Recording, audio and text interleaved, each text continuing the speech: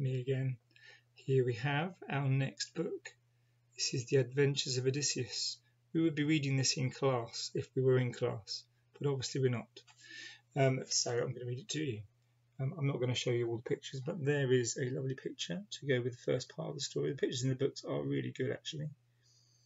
I'm going to read the prologue, which is the bit before the story starts. So the story is The Adventures of Odysseus, who's a very famous Greek mythical character.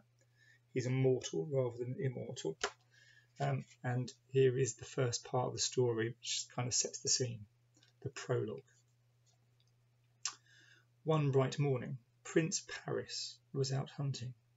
He was climbing the high rocky slopes of Mount Ida. Far below him, his father's walled city, the city of Troy, lay like a circlet of stone, a shining diadem of towers. As he climbed, there was a sudden shimmer of light to one side of the stony mountain path. Paris turned and saw Hermes, the messenger of the gods. He knew him at once by his winged sandals. Hermes smiled his inscrutable, playful smile. "Paris," he said, "I have been sent by great Father Zeus, the cloud compeller. He has told me to tell you that you must decide which of these three goddesses is the most beautiful."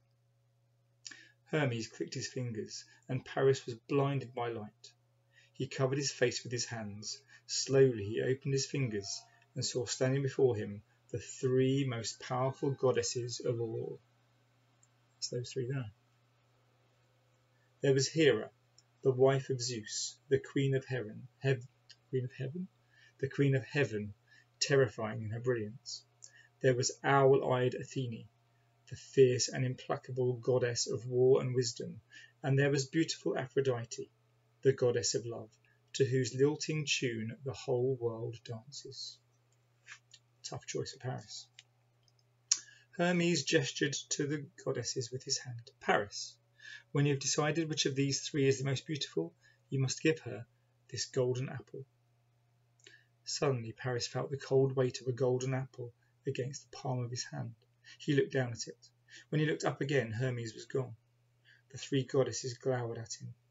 Paris's mouth went dry. He knew that if he chose one, the others would hate him, and the hatred of a goddess is something to be avoided at all costs. He stood motionless, dumbfounded, hardly daring to breathe. Hera, the magnificent queen of heaven, stepped forward. She whispered urgently, "Paris, choose me, and I will give you power. Choose me, and I will make you a great king. Half the world will be yours." She stepped back. Athene came forward, her grey eyes shining with light. "Paris, choose me, and you'll never lose a battle. Choose me, and you will be famous the length and breadth of the world for your wisdom." She stepped back. It was Aphrodite's turn. The goddess of love stepped towards Paris, smelling of musk and honey. Her voice was deep and enchanting. "Paris, choose me, and I will give you the most beautiful woman in the world." "Who is she?"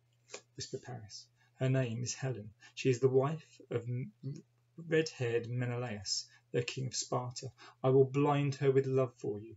She will give you everything." "What does she look like?" Aphrodite smiled. "She's as beautiful as I am." Then she stepped back. Paris lifted the golden apple above his shoulder. The choice was as clear as daylight. The golden apple goes to Aphrodite. Aphrodite was true to her word. She made Helen fall in love with Paris. Paris stole her from her husband and carried her across the blue Aegean Sea to the city of Troy. Menelaus was beside himself with rage. He sent messengers to all the other Greek kings, Agamemnon, Nestor, Ajax, Odysseus, and a huge army set sail. For 10 long years they lay siege to Troy. Hera and Athene, furious that they hadn't been given the golden apple, threw in their lot with the Greeks, and those vengeful goddesses didn't rest until Troy's walls were crumbling, blood-soaked rubble, and Paris was dead. When the city had been destroyed, when Menelaus had won back his wife, the Greek kings set sail for home, swollen with pride, their ships crammed with the spoils of war.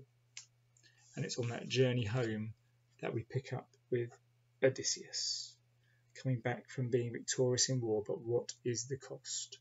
And what will those goddesses do to get some revenge on those that have made Paris suffer? All will be revealed. All sounds very dark and mysterious. Hope you're keeping well. Look out for the next chapter very, very soon. Take care.